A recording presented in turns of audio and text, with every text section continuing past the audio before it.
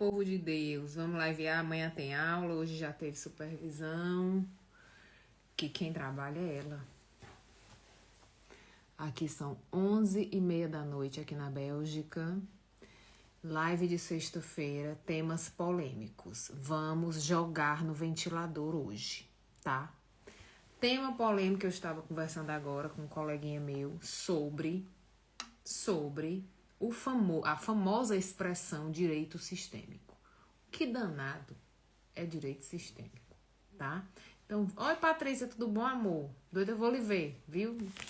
Venha passear na Bélgica, ser feliz. Traga Leandro, traga os meninos.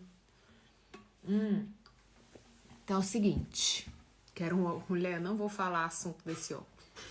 É assim, vamos falar de direito sistêmico, onde vive o que come. Estava refletindo aqui que eu fiz um evento com alguns amigos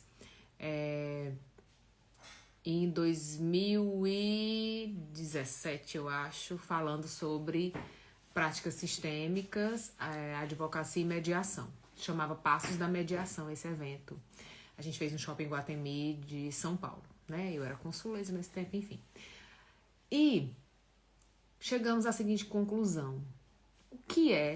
Como é que se define direito sistêmico? E agora eu tô vendo um movimento muito... Por que a gente chegou nesse assunto? Porque, assim, a gente tá vendo um movimento muito triste, que é as pessoas virando as costas para esse termo. Então, quando esse termo dava dinheiro, dava fama, era uma guerra. Quem é o pai do direito sistêmico, quem é a mãe do direito sistêmico, quem é a primeira comissão do Brasil, quem é o primeiro presidente da primeira comissão. Pensa num negócio que tinha 200 pais, 200 mães, era o tal do termo direito sistêmico. Aí agora, que foi proibido no judiciário, que todo mundo virou as costas, né? Então mostra que não aprenderam a base do que é sistêmico, né? Não aprenderam a base, que não existia um movimento sistêmico nesse lugar. O que existia era uma oportunidade, né? Isso aqui tá dando dinheiro, isso aqui tá dando fama, vamos fazer, agora todo mundo debandou. Então, assim, eu vi muito movimento de quem era desse movimento, né, que se dizia constelador, advogado sistêmico, essas coisas todas.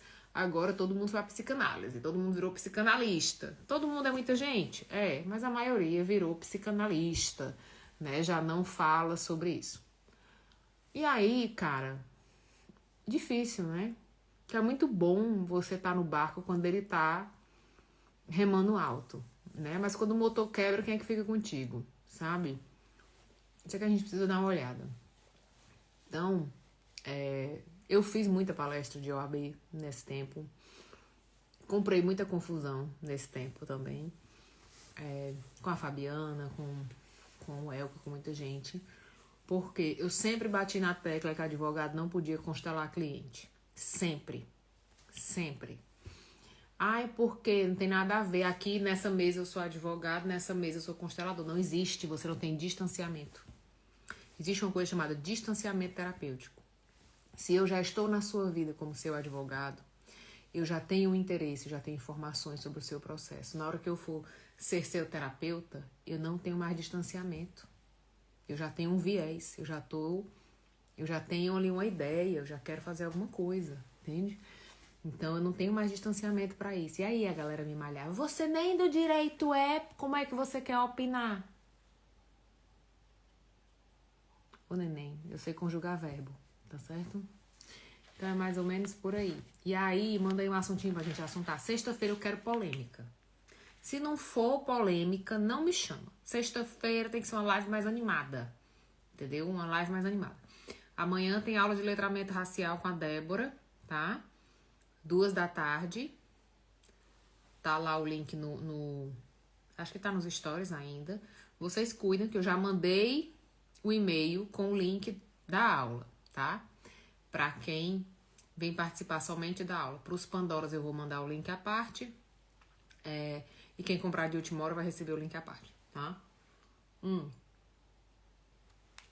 E aí tem uma surpresa. Semana que vem, dia 13, sábado, que era o dia que eu ia descansar, vou começar uma turma do Além de Bert. Por quê? Porque recebi uma enxurrada de dúvidas de perguntas com algumas postagens que eu fiz, muito básicas, gente, de pessoas já formadas. Isso assusta. Assusta porque, assim, eu que trabalho ensinando o cara que vai atender outra pessoa, eu não vou estar lá na hora que ele está atendendo o cliente. Tem uma responsabilidade dobrada. E aí eu juntei 5 artigos científicos sobre terapia sistêmica, sobre terapia estrutural, e a gente vai começar estudando esses artigos, tá, científicos falando sobre terapia. Eu vivo desde sempre em um triângulo amoroso com 2 ex. Quando um aparece, o outro surge do nada. Meu pai de santo disse que é karma. Não, mulher, é sorte, porque hoje em dia tá tão difícil ter homem no mercado. Tu tem 2 pra estar de stand-by, o nome disso aí é sorte. Diga seu pai de santo que não desamarre, não. Deixa assim. Deixa assim. Ex que é ex, a gente pega outra vez. Quem nunca comeu, né? Uma caixa de bis por ansiedade, um alface por vaidade, um ex por saudade. Deixa assim, não mexe, isso aí não é problema não, isso é solução. O nome disso aí é solução, minha querida. Se você tá achando ruim no mercado que não tem trabalho, você tá achando ruim um negócio desse, não. É amizade, né? Talvez, Patrícia, você tenha a dinâmica da mulher indisponível. Qual é a dinâmica da mulher indisponível? A mulher indisponível, ela tá casada com a família. Ela tá casada ou com a mãe, ou com o pai, ou com os dois. Então, ela não pode ter um relacionamento muito longo. Ela tem relacionamentos e volta pra casa. Tem relacionamentos e volta pra casa, porque tá casada com a família de origem. Tu não conhece esse poema, não? Quem nunca comeu... Oi, gente, tia Leilin também é cultura. Quem nunca comeu uma folha de alface por vaidade, uma caixa de bis por ansiedade e um canalha por saudade, né? Ô, mulher. Porque o ex é só gol, né? O ex não tem bola na trave. O novato a gente tem que adaptar. Tem que customizar, demora, dá trabalho. Entendeu? E a gente não tá mais com esse trabalho, com esse tempo, né? De fazer essa gestão trabalhista, de dar essa customização desse processo. Aí o ex, né? O ex vai lá, é só gol. Oxe, uma hora dessa. Mas tu tem muita energia, porque eu tô com 42 anos, eu não tenho essa energia mais não. Tô velha, tô chata. Eu acho que se eu ficar solteira, eu fico. Paciência pra homem, mas não. Ó, contar um segredo, eu já falei isso essa semana. Mulheres com superdotação se metem em relacionamento abusivo. Hoje eu atendi 2, viu? Não conseguem sair de relacionamento abusivo. Muito inteligentes, muito capacitadas, muito prósperas financeiramente e dentro de um relacionamento abusivo. Por quê? Porque como são super racionais, na cabeça delas um dia isso vai ter jeito. Mas isso é isso, então isso aqui, uma hora. E a mulher super executora, ela acha que tem o poder de resolver tudo. Então, ela não abre mão pra dizer que eu vou sair desse casamento, que eu não consegui consertar esse casamento, eu não consegui salvar esse casamento. Entende? Ela vai dizer, ela vai dar o sangue pra tentar fazer muito mais pra ela do que pra ele, tá? Porque ela tem a sensação de fracasso se ela desistir de consertar esse cara. E aí, nega, aí vocês estão com tempo. Casamento não é clínica de reabilitação. Casamento não é clínica de reabilitação. Casamento não é creche para esperar criança crescer. Casamento é uma decisão de 2 pessoas adultas que vão dividir a vida, os seus medos, os seus anseios, as suas dores e as suas doenças, as suas despesas e os seus segredos por um longo período da vida, que pode ser para o resto da vida. Mas minimamente é um longo período, tá? Se você não se organizou para viver essa fase, vá namorar. Vá namorar, vai passar um Réveillon em Pipa, vai passar um Réveillon em Ibiza, entendeu? Vá curtir. A vida de casado não é para todos. Não porque eu não vou ter liberdade para fazer sexo com 1 milhão de pessoas, mas simplesmente porque eu vou me comprometer com a sua existência. Se você ficar doente hoje, eu não vou pro cinema. Eu vou abrir mão. Se não for importante para você, se alguma coisa te deixar triste, me entristece. Então, simplesmente por isso, tá? Essa questão da sexualidade, do erótico, é a mais fácil, gente. Quantas vezes você fica solteiro 1 ano, 2, e você não fica com ninguém? Aí porque você é casado, você tem que estar no cio 24 horas? Me poupe, me poupe. Não tem nada a ver. Ah, é. E, né, tem muita gente casada separada. Tá muito em alta. Casais que se separam e continuam morando juntos. Dividindo lá, porque é muito caro viver. Vamos ficar aqui mesmo. A gente fica aqui mesmo. Separa os corpos e mora na mesma casa. Tá muito em alta. Muito. Muito. Eu atendo casal que tá nisso há 10 anos. Então, há 10 anos, separados de corpos, moram juntos. São amigos, dividem as despesas, não tem nenhum problema. Só que tem casais que, nessa dinâmica, encontram outras pessoas. Tem casais que não, que eles abriram mão e acabou. Também não quero mais ninguém.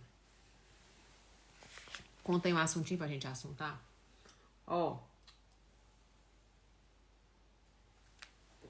Sábado eu vou fazer um esquenta. Por que eu vou trabalhar sábado? Não quero, não. Sábado que vem vou trabalhar. Vou fazer um esquenta com artigos científicos sobre terapia sistêmica familiar, sobre as constelações e etc. Um artigo do México, um artigo da Escola do Chile, são todos em espanhol, vou traduzir, tá? Eu tinha um grupo de estudo chamado Hablemos, que eu traduzia os textos, né, que eu fazia tradução do espanhol, traduzi livros da Virginia Satir, traduzi os livros do Nage, do Maturana, do Juan Garriga, traduzi o Anton de Cron, traduzi uma galera. Quem teve comigo no tempo do Hablemos foi muito legal, muito legal. Só que depois que eu vim morar na Europa ficou complicado, porque o fuso horário é muito diferente. Mas era muito legal fazer o Hablemos. Eu traduzi acho que 6 livros da Virginia Satir nesse tempo. Traduzi um do Anton. Quando um quer mais sexo do que o outro. Chama homem e mulher, né? O nome desse casal aí. O macho tá sempre no cio, né? A mulher nem por isso, que a gente vai ficando chata, né? Não necessariamente. Algumas pessoas são mais eróticas do que as outras, independente se são homens ou mulheres, tá? A gente tem fenômenos da hipergenitalização, né? Pessoas que viveram abuso infantil, elas podem desenvolver a hipergenitalização, é aquela pessoa que tem uma necessidade erótica o tempo todo, é hipergenitalizado o nome disso. E tem pessoas que têm um desejo erótico diferente, pode ser homem, pode ser mulher, tem gente que é ligado no 220 a vida inteira, né? E a mulher, tudo bom? E tem gente que não. E tem fases da vida, né? Claro que as mulheres têm a questão da perimenopausa, só que nem todas, porque estão na perimenopausa ou na menopausa, perdem o desejo sexual, tá certo? Isso não é uma causa direta. Ela é alta incidência, mas não é causa direta, tá? Mas casamento, onde um quer coisar e o outro não quer, chama casamento. Chama casamento. Tudo beleza. Tudo em ordem, graças a Deus. Cadê meu afilhado? Entendeu? Chama casamento. O nome disso aí. Manda um assuntinho. Eu gosto quando vocês mandam assunto. Eu comecei falando mal do direito sistêmico. Quem perdeu, volta pro começo da live. Não falei mal, não. Porque eu acho que tem a sua contribuição. Mas, uma coisa que eu disse pro meu amigo Elke, 10 anos atrás, quando eu fui lá no projeto dele, que ele tinha um projeto chamado Empoderar, eu acho, em Minas. Não lembro agora se o nome era esse. Eu fui várias vezes para esse projeto do Elke como voluntária, certo? A gente fez muito, prefeitura, escola, capacitação de pessoas. Ele como promotor de justiça, eu como consuleza, e a gente fazia muito esse trabalho voluntário de montar oficinas em escola e etc. Numa das viagens que eu fiz, que eram 3 horas, né, de São Paulo para Minas, eu disse, cara, eu vou te contar uma coisa. Coloque amor nas minhas palavras. Mas se o direito sistêmico for isso aqui que tu faz, ele não existe. Aí ele olhou pra minha cara, ele não existe. Porque isso aqui é uma oficina de constelação terapêutica. Só. Mais nada. Então, Você precisa definir. Se o que você tem hoje para me apresentar é esse aqui, ele não existe. Se você tiver algo mais, podemos desenvolver. E aí ele ficou com aquilo na cabeça. Ele falou, bicha, tu derrubou meu projeto em 2 minutos. Eu digo, não, meu amor, você tinha um projeto lindo, mas é um projeto de constelação. Tá certo? De processo terapêutico. Beleza, ok. Vou fazer, vou estar ali com você, vou. Mas você, como parte do processo, você não pode nem assistir, porque você não tem distanciamento. E realmente ele não assistia, né? Ficava fora. Eu falei, por isso que a gente ia lá ser voluntário, né? Eu ia como terapeuta fazer a constelação. Tinha outras pessoas também maravilhosas que estavam lá, porque por ele ser parte do processo, não podia estar, não tinha distanciamento nem para assistir. O que acontece, gente? Nós temos um movimento muito sedutor de consertar a vida dos outros. Nada melhor do que consertar a vida dos outros. Nada, nada. E esse movimento cega a gente. Eu não sei em que época da vida a gente liga esse botão de cuidar da vida dos outros. E aí daí pra frente é só pra trás. Daí pra frente é só pra trás. Se eu tiver perfis que fazem... deixa eu contar um babado pra vocês. E os perfis que fazem isso se repetem. O que acontece no ciclo da vida terapêutica, América Latina e etc. A gente estava discutindo isso hoje na supervisão.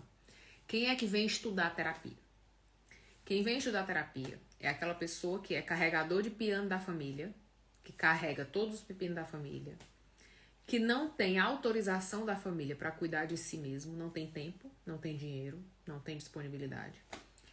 Essa pessoa, ela vai estudar terapia para consertar a família, para consertar o marido, né? Porque além de absorver as demandas físicas da família, estruturais, às vezes financeiras, ela vai absorver também as demandas emocionais. Ela vai cuidar das emoções da mãe, do pai, do marido e etc. Daí pra frente, é só pra trás. Daí pra frente é só pra trás. Por quê? Fase 1, ela vai estudar para consertar a família. Fase 2, ela descobre as próprias feridas. Fase 3, ela fica apaixonada por essa técnica. Fase 4, ela vai convencer o mundo a viver essa técnica. Se for no Theta Healing, se for no coach, etc. Ela vai ficar enchendo o saco do mundo, pro mundo, né, se libertar da profissão carregador de piano. Quinta etapa, se ela conseguir atravessar essas 4, ela vai começar a realmente estudar terapias para ser um profissional. A maioria morre na 4ª etapa. A maioria morre na 4ª etapa, porque eu fico apaixonada pelo aquilo que eu aprendi, e aí, sei lá, eu quero salvar o mundo, uma sessão de coach por vez, uma sessão de Theta Healing por vez, e quando as pessoas não querem, eu fico com raiva delas, porque lembra que eu disse que o maior vício nosso é consertar a vida dos outros. Eu não aceito que ela não queira ajuda, eu faço de graça, eu faço mais barato, mas a pessoa não quer, eu começo a ficar com raiva dela, né? Porque eu tenho um pensamento determinista lá em cima. E aí aqui eu renuncio. Porque eu já gastei muito dinheiro com curso, as pessoas não reconhecem, elas não valorizam, elas não querem isso, não querem aquilo outro, e acabou. E aí larga tudo pra trás. Então o ciclo do terapeuta, do carregador de piano, terapeuta que volta pra trás, é esse, tá? E a mulher, que a gente vai se encontrar em São Paulo, né? Você desceu os corre pra me ver. Reunir os gringos. Eu quero um assuntinho. Sabe um assuntinho? Mulher. A vida com queijo proibido é melhor. Por isso que eu trabalho. Eu trabalho pra quê? Pra viver a vida que eu gosto. Porque a vida que eu gosto é cara. Entendeu? A vida que eu gosto é cara. Tem vida mais barata do que essa? Tem. Mas a que eu gosto é essa. A que eu gosto é essa daqui. Abri aqui, ó. Só taça. Não dá pra ver, não. Ó. Entendeu? A que eu gosto é essa. Se chegar 30 pessoas pra tomar vinho, vamos viver. Tá, tem uma taça aqui. Taça de cristal sem menta. Cadê? Mulher, meu rim. Meu rim isso aqui custou. Aí, ó. Leroy Bosch. Ainda tá com a etiqueta. Nem tirei. Tem um monte dessas com a etiqueta que eu nem abri. Tem vida mais barata que essa? Tem, mas eu gosto dessa. Entendeu? Gosto dessa. Por isso que eu trabalho. Por isso que eu estudo. Por isso que eu dou aula. Sábado, de manhã, domingo, de tarde, de noite, de madrugada. Mandei um assuntinho pra gente assuntar. Faz terapia. Pinto, borra, prega o botão. Que eu gosto dessa. Vinho francês. Queijo francês. Vanda Alsace. Você acredita que um terapeuta sem formação na área da psicologia pode ser um terapeuta com eficácia? Com certeza. Pode ser um excelente terapeuta. Faculdade de psicologia não ensina muita coisa não, gente. Eu fiz 2 vezes.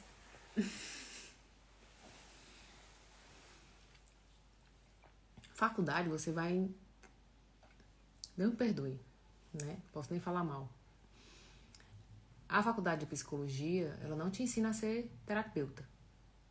Ela vai te ensinar bases, fundamentos, etc, etc, etc. Certo? Ela é um protocolo.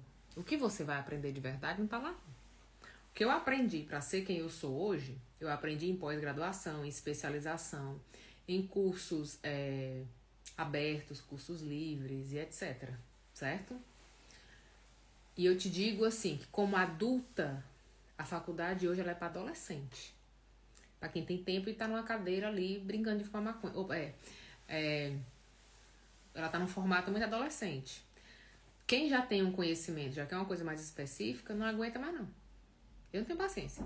Eu tô fazendo um mestrado, eu já tô aqui, ó. Meu limite. Eu tô fazendo um mestrado, uma pós em...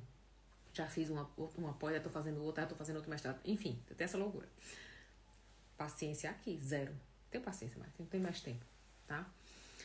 Contar um babado pra vocês. Ela fez uma pergunta muito importante. Você acredita que um terapeuta sem formação na área da psicologia pode ser um terapeuta com eficácia? Sim.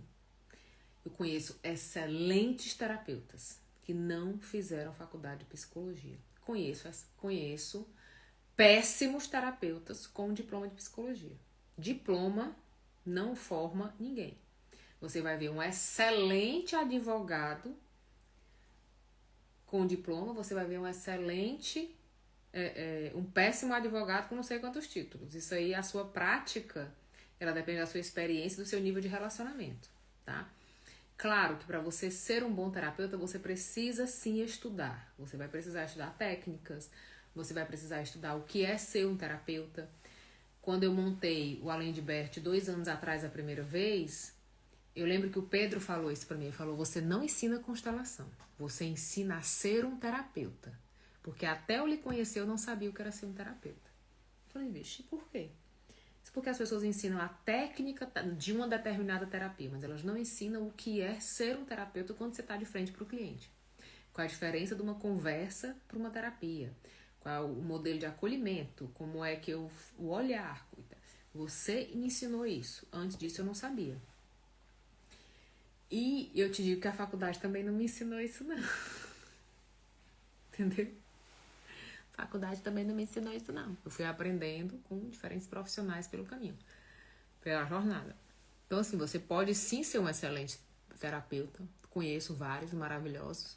O título, ele te valida. Você tem uma faculdade. O título te valida, te dá uma chancela, entendeu? Que você tem um diploma. Mas ele não garante muita coisa, não. Você tem que ser bom. Trabalhar com terapia é um lugar que exige muita maturidade. Mais maturidade do que teoria.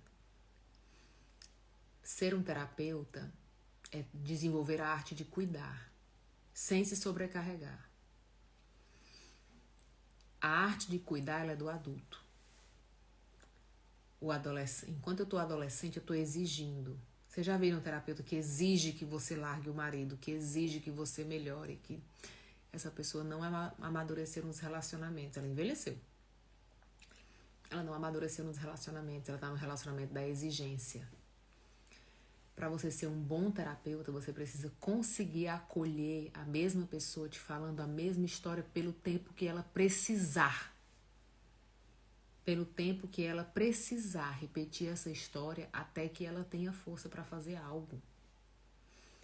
Eu preciso ter maturidade para acolhê-la nas escolhas e decisões dela, que muitas vezes vão mexer com a minha alma, com os meus valores, com tudo. Por exemplo, o meu grupo de estudo da especialização fez um trabalho numa comunidade e eles descobriram que tinha uma prática dentro de uma determinada comunidade que era, quando a menina ia casar, ela perdia a virgindade com um dos tios ou com o pai. 2024, na época dos trabalhos da especialização. As meninas estavam no chão. Imagino que a gente chegar numa comunidade no meio de uma cidade grande e descobrir que naquele núcleo existia ainda essa prática de que a menina, quando vai casar, perde a virgindade com um tio ou com um pai e que a desculpa deles é que eles estavam ensinando ela a ser mulher para ela satisfazer o marido. A mulherada explodiu. A gente queria jogar bomba naquele lugar. Eu não posso. Não posso. Aí eu tenho que ver como é que eu vou chamar assistente social, como é que eu vou chamar Ministério Público, como é que eu vou introduzir uma educação familiar, um planejamento familiar nesse lugar. Porque se eu prender todos os homens da família não vai resolver o problema deles. Existe uma cultura ali a ser trabalhada, entende? Então, assim, trabalhar com terapia, bicho, é um buraco pesado. Tu não cava de pá, não, tu cava de retroescavadeira, viu? O pessoal acha que é legal, que viver de terapia é legal, que é muito fácil. Você tem que ter estômago e muita maturidade. Se você não tiver maturidade para escutar o outro durante a trajetória dele, repetidas vezes, até ele ter força para mudar de lugar, você vai se tornar um terapeuta adolescente, que é um terapeuta que exige. A exigência. Eu vou exigir que ele melhore, eu vou cobrar, eu vou pressionar. E esse é o comportamento do adolescente. E aí eu não vou conseguir ser um bom terapeuta. Talvez seja um bom profissional de outra coisa, mas eu não posso chamar isso de terapia. Tá certo? Posso chamar isso de outras coisas, mas não de terapia. Beleza? Mandei um assuntinho pra gente assuntar. Vamos tomar um wine. Um Van d'Alsace. O meu tá na luvinha, porque meu marido não botou meu vinho pra gelar. Aí tá na luvinha pra ficar geladinho. Mandei um assuntinho pra gente assuntar. Um Van d'Alsace com queijo proibido. Eduardo, você vai trazer queijo de Minas pra mim. Eu vou lhe mandar o queijo que eu quero. Que é pra eu tomar com vinho. Viu? Por quê? Porque a vida boa é essa. Tem vida mais barata que essa? Tem, mas eu gosto dessa. Tá certo? A que eu gosto é essa. A que eu acho boa é essa. Live de sexta-feira, eu gosto de novela mexicana. Tem que contar uma novela pra gente assistir. Um barulho e uma confusão. Tá certo? Um gás. Tem que dar um gás. Eu gosto quando vocês trazem a novela mexicana. Um chifre. Uma pensão alimentícia. Cadê Silvana com os casos do direito dela? Da pensão alimentícia. Com aqueles divórcios maravilhosos. Quem não tem, né? Um ex-marido que a gente diz assim, onde é que eu tava com a cabeça, Deus, nesse dia? Onde eu tava, pai? Que loteria que essa pessoa teve de um dia me ter na vida pra me chamar de ex, né? Tem uns ex que a gente fez uma caridade pra eles. Que foi dar pra ele o título de meu ex. Porque depois de mim foi só pra trás. Não tem. Não subiu a régua. Entendeu? Fiz uma caridade de dizer, não, minha ex. Entendeu? Minha ex. Isso aí, ó. Minha ex-mulher. É. Foi esquema meu. Foi esqueminha meu. Entendeu? Às vezes a gente faz esse movimento. Às vezes, assim, o nosso movimento de caridade é esse. É dar pro ex é dar pra ele o título de ex de uma bonita. De ex de uma inteligente. De ex de uma mulher de sucesso. Entendeu? Às vezes a nossa contribuição para a sociedade é essa. Porque o mercado tá difícil. O mercado tá difícil demais, né? Mas vai dar certo. Vamos embora. Vocês não mandam assuntinho, eu vou embora. Eu gosto quando vocês mandam assuntinho, tá? Quem quiser ouvir eu falando mal do direito sistêmico, volta a assistir a live desde o começo. Amanhã tem aula de letramento social, tá? Vou tomar o resto do meu vinho, ser feliz, porque a vida é bela, meu amor, tá? Em outubro eu tô no Brasil, a gente vai ter evento presencial, dia 31 de outubro, 1 e 2 de novembro. Vocês cuidem, não adianta ficar me chamando no dia, eu quero uma vaga no dia 29, tem mais não, esquece. O hotel não é meu não, tá? Oxe, Gustavo, apareça, eu preciso de você. Eu preciso de você, com qualquer humor, com qualquer sorriso. Vamos cuidar? Vamos ficar ricos junto? Porque tem vida mais barata do que essa, mas eu gosto dessa. Tô chegando no Brasil em outubro, vamos causar, tá bom? Cheiro.